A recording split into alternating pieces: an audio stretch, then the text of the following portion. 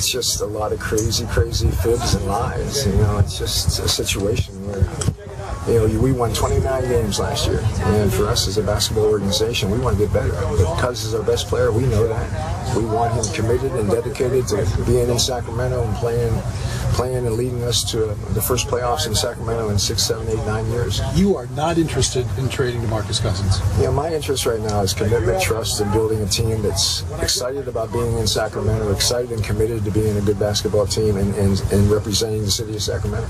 All right, George, I'll give this to you first. How much longer will Cousins be with the Kings? Man, look, this is tough because I really like George Karl. Yeah. He was one of our colleagues here. But he didn't answer that second question. He did the sidestep right there. He gave us the Matrix. Yeah, he looked like he was like Neo. The bullets were coming. He was like, whoa. It looked like he was at a golf outing. He should have been on Dancing with the Stars because he was just soft-toed now. Woohoo! The Sacramento Kings are one of the most dysfunctional franchises, not only in the NBA, but in all of sports right now. You've got an owner who has done and said a lot of crazy things, okay? He said that he'd be okay with his team playing 4-on-5 on defense so they can get out on the break earlier. I mean, that's just nonsense right there. And here's the thing. He loves DeMarcus Cousins. Okay, I get it. The owner and the star players should get along really well. So then why did he fire the coach in Mike Malone that got along with DeMarcus Cousins when they were actually playing pretty well under Mike Malone? And then he brings in George Karl, who at the time, if we recall, there were a lot of reports like, ooh, we don't know if that's going to work. You know, both sides are kind of like, they don't fit with what each other wants to do.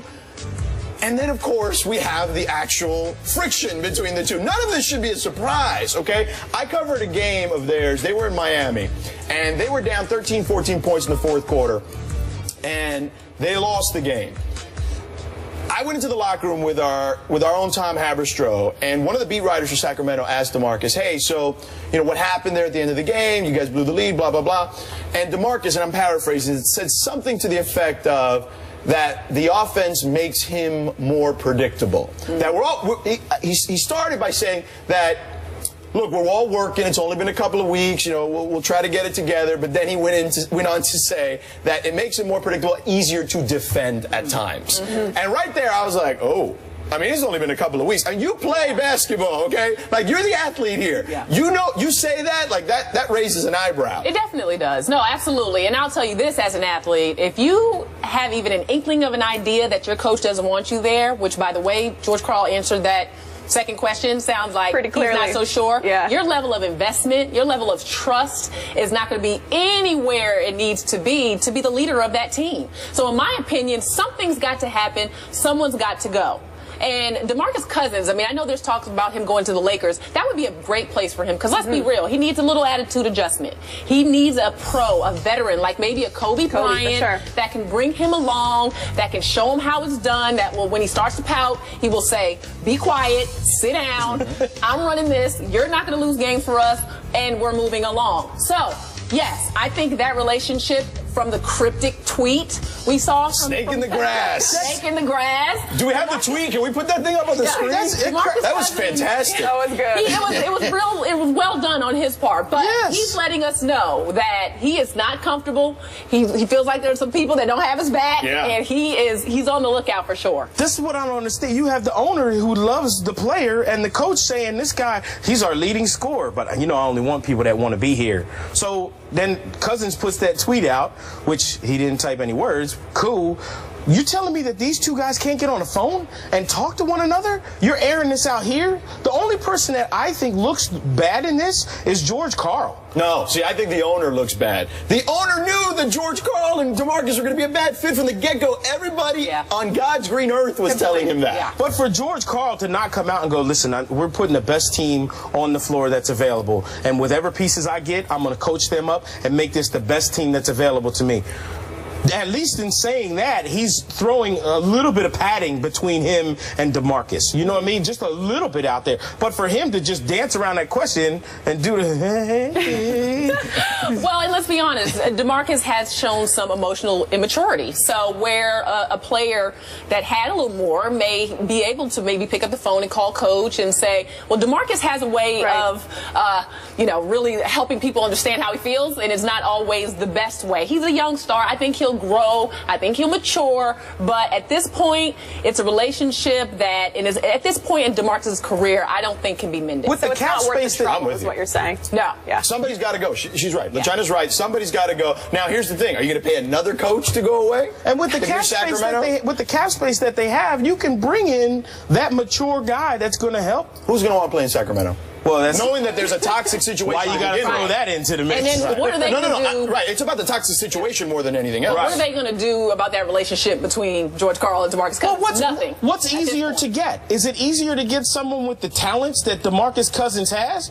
or a coach? Because in my opinion, George Karl's the easier replaced one. You're not going to get a guy like DeMarcus Cousins where you can just pick him out whenever you want to. George Karl, at his age, where am I going to get an NBA coach? Well, according to the Cleveland Cavaliers, we can pick one up anyway. Let's just go to Walmart. Where's Target? Yeah, but if you do make a coaching change, I still think you need that vet to come in with Absolutely. to really help DeMarcus. And I mean, because we don't want to be doing this his entire career. Yeah, he needs an alpha dog. Okay, and we discussed this before the show. Like I referenced Rasheed Wallace. Rasheed Wallace was a guy when he was in Portland. They relied upon him in a lot of ways.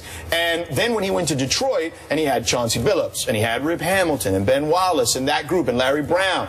And then they got him to play as well as he's ever played in a team setting. And I think maybe that's what DeMarcus needs, is whether it's a coach or another player or both that fits what works for him and brings the best out of him. I think that's what's necessary. And he is that good. He is that good to make the necessary changes around him to allow him to have consistency and be the star that he is. He's worth it to me. That's why George Karl messed up, because he could have put himself in a position to go, I'm working with what I have, and I'm going to make this really good. And by not doing that, he put himself on the chopping block. You put a wedge in between the guy who's scoring the most points for you. But you know what? If he's on the chopping block and he's going to get paid $4 million a year for the next couple of years not to work, he might have done that on purpose. That's all. So what do we think? Does Cousins last the year? Does he make it through the season? Oh, yeah. Yeah? Oh, yeah. So you think they're firing George Karl? If anybody's going to go, it's going to be George Karl. Again, what's the easier replaceable part of this story? George Karl's the one that's replaceable. This guy who put up the most points for your team, you're not going to, you're going to start all over?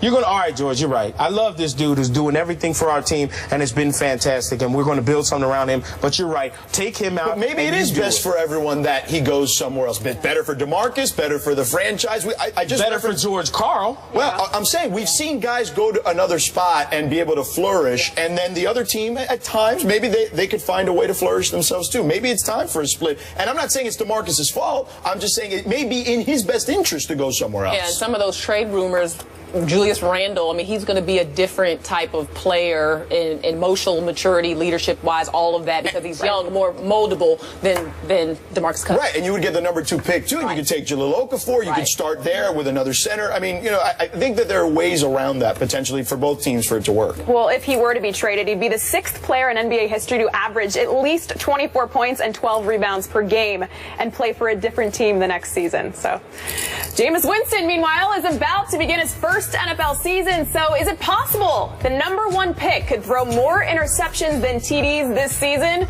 We're playing the odds after the break. Well, 2 sources told Benjamin Albright of 94.1 FM in Denver that the Broncos tried to trade Peyton Manning to the Texans sometime before the Denver quarterback signed his restructured deal with the team on March 4th. This report was quickly denied on Twitter by a Broncos team spokesman, saying the speculation is false and the report is inaccurate. Michael, are you buying the denial? Completely?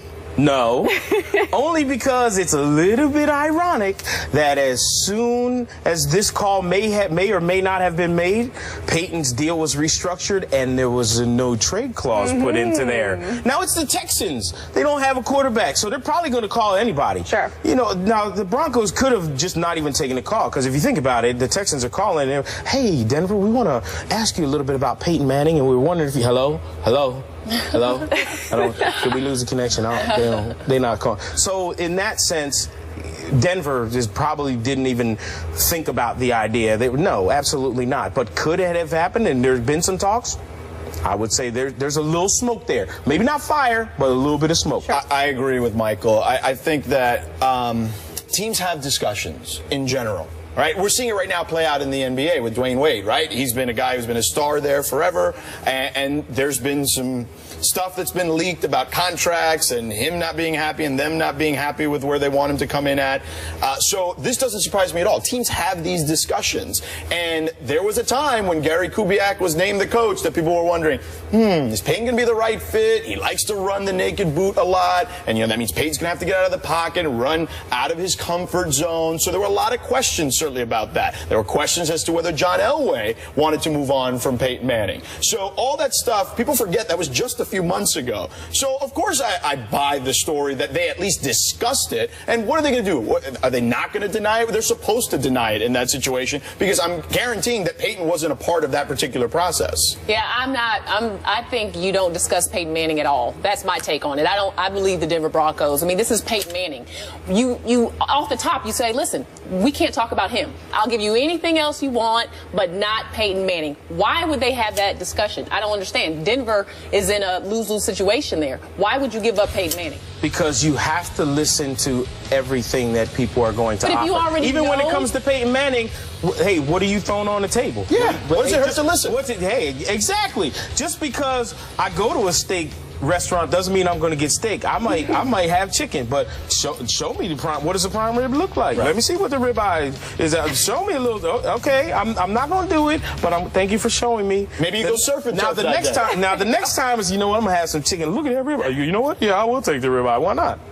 That's okay, and it's okay to do that. I think teams discuss that internally. I do think teams discuss all that stuff internally. And that's why they have to deny it, because Peyton wasn't involved. That's why they have to deny it. But you would never want that to get back to Peyton Manning. That's my whole thing. Too late. And Houston has no reason to hide that. So now it gets back to your quarterback, and what does that do? So I don't even think you talk about it. You take him off the table right away, which I believe they did. I don't believe in it at all. And why now? Well, Peyton understands that. Well, because look at his age. Look at his age, and look at his arm strength continues to deteriorate. He's up in age. He had the problems with the quad that affected his already arm strength that's not great at this stage of his career. So you look at a guy, you think, okay, is his body deteriorating? What can we get for him? I think those are internal discussions that any team would have with an aging superstar like him, even though he's still performing at a pretty high level. Well, and if I'm Peyton Manning and I don't hear anyone talking about anything after everything they said was wrong with me before, that makes me more nervous. Now, how come nobody talking about trading me? What's the deal? What's going on? Like, that means that something's going on behind my back. Sure. Well, to your point, George, he's 39 now. How much does Peyton really have left in the tank? Maybe another year or two. Yeah. I mean, that's what you're looking at. So if you're the Broncos, you're weighing it out, seeing, okay, what could we get for him? Is it worth it potentially to move him? What would the backlash be? All that stuff is factored in. Again, those are discussions that are had internally that usually don't include the player, especially in that sport. Football is the most cutthroat of all the sports. Yeah.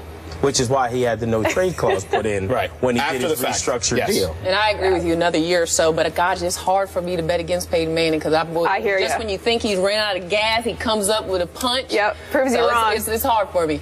Well, meanwhile, Rob Gronkowski says he hasn't spent a cent of his contract with the Patriots. We'll talk Gronk as part of our NFL Quick Takes when we come back. Yeah.